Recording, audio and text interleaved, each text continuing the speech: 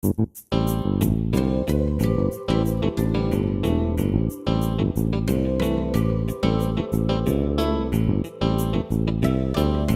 morning, Hoosiers, and welcome to Times News 24/7, brought to you by the Noblesville Times Online in living color from the Times studio.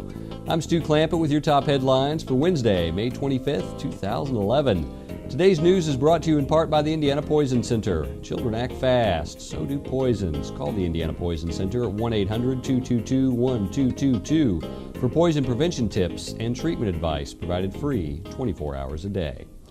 In our top story today, the Anderson University Falls School of Business announced on Wednesday that it will offer the professional MBA program in Noblesville, starting this fall on Tuesday evenings at City Hall, 16 South 10th Street in Noblesville. Mayor John Ditzler said, quote, "We are thrilled to partner with Anderson University for this." He went on to say the Falls School of Business offers an outstanding MBA degree, and this program will be a tremendous asset for area residents who would like to earn their MBA but aren't able to spend a lot of time on the road driving to and from class. For more information, you can visit cityofnoblesville.org. In honor of Memorial Day, the Times recognizes and thanks those both who have served and those currently serving the military overseas and at home. Please see today's Times for details on Michael J. Dishman, Calvin T. Summers, and Brandon P. Hunter, who we are thanking today. In other news, the Boys and Girls Club of Noblesville received $1,000 Monday from Cargill for its weekend snack program. Made possible through the Cargill donation, members of the club will have the ability to access this program throughout the summer. Presenting the check were Joey Olson and Ashley Tallman with Cargill, and with the Boys and Girls Club of Noblesville Unit Director Abby Stutzman and Programming Director Matt Walker. Tallman said the donation fits into one of Cargill's 3 areas of social focus: nutrition. A lightning strike early Monday morning is believed to have been the cause of a fire in Noblesville that caused around $10,000 in damage, but no injuries to the family inside or to the firefighters. Around 2:51 a.m. Monday, Noblesville Fire Department was dispatched to 18392 Oriental Oak Court in the Oakmont addition for a possible residential fire. Upon arrival, the Noblesville Fire Department Engine 72 advised smoke and flames were visible from the peaks of the roof. That's according to Todd Estes with the Noblesville Fire Department. Estes also said the initial investigation determined that lightning did hit the roof of the home, causing damage to the attic space. Bowlers of all skill levels can enjoy bowling, pizza, and fellowship while helping Central Indiana's Interfaith Hospitality Network to raise money to support homeless families during a charity bowl-a-thon June 4th at Pinhead's Bowling Alley. They're located at 13825 Britton Park Road in Fishers. This first ever event takes place from noon to 3 p.m. at the bowling alley and costs $25 per participant. Lane sponsorships are available for $100. Each lane includes shoe rental, a large pizza, and a soda. To reserve your spot, you can contact IHN through its website, indyihn.org, or you can call them at 261-1562. Be aware that weather permitting, the Indiana Department of Transportation plans to close 146th Street, the bridge over US 31, beginning at 9 p.m. tonight to pour concrete on the bridge deck for the first phase of construction. The bridge will reopen at or before 5 a.m. on Thursday. Construction could affect Thursday morning's commute. If the weather does not permit, the closure will be pushed back one day to begin at 9 p.m. on Thursday and will reopen on or before 5 a.m. on Friday. The Sheridan Rotary Club recently honored the top 10% of the Sheridan class of 2011 at its annual Scholastic Awards program at the club last week.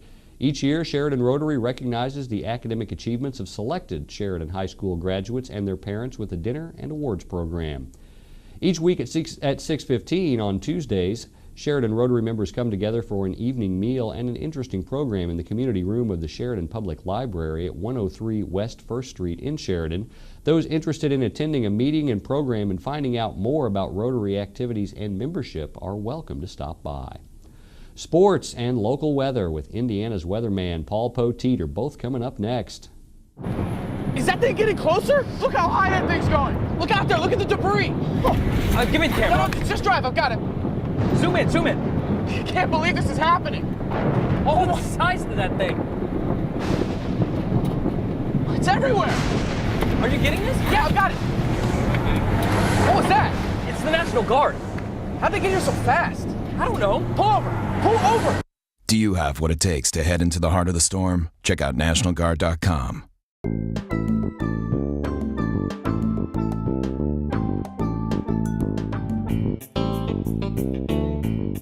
Hi there, and a happy Wednesday to you. It won't be so happy in Weatherland, dealing with severe weather today, and I'll explain the best chances for it right now in our daily update, which is sponsored, as always, by the Goddard School in Noblesville.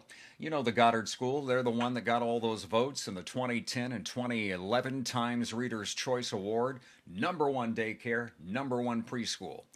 They're on Greenfield Avenue. Their phone number is 770-7225, 770-7225. Well, the forecast today is unfortunately for more severe weather. There was more of it back out to the west yesterday. And in fact, not only were there new deaths reported from tornadoes in Oklahoma and Kansas, they have revised upward the Joplin death toll now to 124. So that Missouri tornado now ranks as the single biggest killer in tornado history, or at least since records started being officially kept back in the the 50s. There have been over 450 deaths so far this season across the country, which would make this the deadliest season for tornadoes since 1953. How about that? And I'm sorry to say there's more in the forecast for today as that upper level low pressure moves out of the plains and into the Ohio River Valley and the Midwest. In fact, we're under a slight risk, as you see there, of severe weather right here across central Indiana. So that's definitely a potential for today. All of the state under the slight risk and a moderate risk where we are. There's a couple of different likeliest times for those severe storms. We could see any of the hit and miss storms of midday and early afternoon. Any of those could become severe on their own. And then there'll be a more organized threat with a squall line. That'll be here sometime early to mid-evening tonight, between about 6 o'clock and 9 o'clock is the likeliest time for that.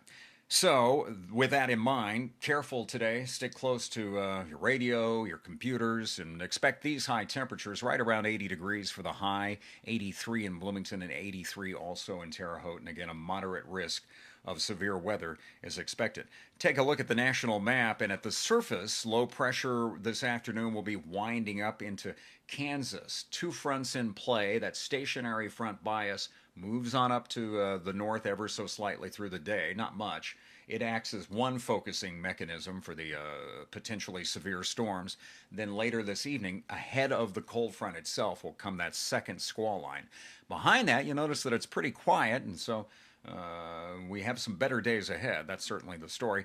Day by day, let's look at it here. The next few days bring us on Thursday a chance of thunderstorms around, but I think Thursday's bigger deal is going to be just the rain that's in the area. Already the highs are cooler, only into the 70s for us on Thursday. Only the 60s on Friday.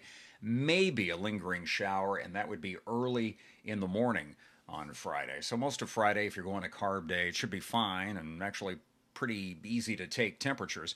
On Saturday, parade day, still a chance of seeing some showers and thunderstorms around. About a 40% threat right now. Okay, those are some of the details. Let me put it all together for you now in the extended forecast via paulpoteet.com. Here's what we expect for today. A high of about 80 degrees. Shower and thunderstorm chances will be with us all day long, and a squall line sometime early to mid-evening tonight. Tonight's low, 65. Tomorrow, no more risk of severe weather, but still some rain and maybe some thunder, and a high of 71. That's it. On Friday, 68. Most of the day will be dry, just 68 degrees, then warming back to the mid-70s on Saturday, and back into the 80s we go, with plenty of sun, it looks like, on race day and also on Memorial Day. If you follow me online, you'll get the latest watches and warnings throughout the day today. paulpoteet.com, and of course I'm on Facebook and Twitter too, just to make it convenient. And the latest Hamilton County news rolls on in just a few moments. Thanks for watching Times News 24/7. Each week, Terry Ditzler and Connie Thompson take a look at current events ranging from local to worldwide, from touchdowns to teenagers, tornadoes to tsunamis, and ask the question, where is God in all of this? Connie is the pastor and Terry is the intern pastor of New Joy Lutheran Church, located at 316 West 156th Street in Westfield. You can email them at joy@thetimes24-7.com. The journey begins only in the Times.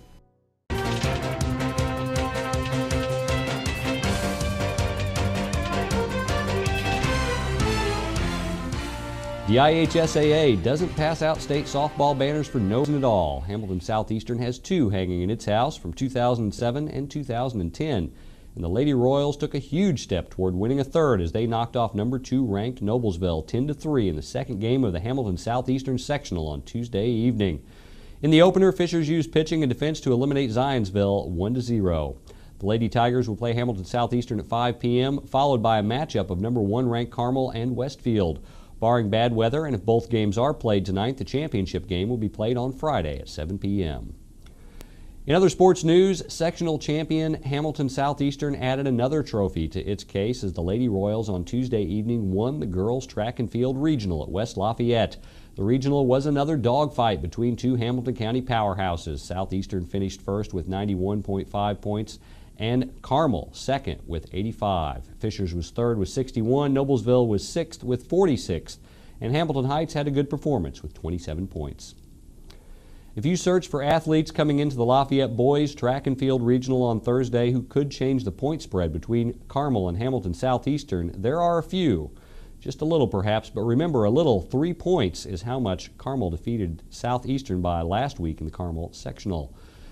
Carmel raced away with the team championship last year while Zionsville was second and Southeastern placed third. When all is said and done on Thursday, Carmel's and Southeastern's depth will win out. The question is, which team will take home the trophy? Come back Friday and find out. Today's news has been brought to you in part by the National Guard. In the National Guard, you serve your country as a soldier and you serve the people of your community. In the aftermath of a natural disaster, you bring food, supplies, medical aid, and most important, you bring hope.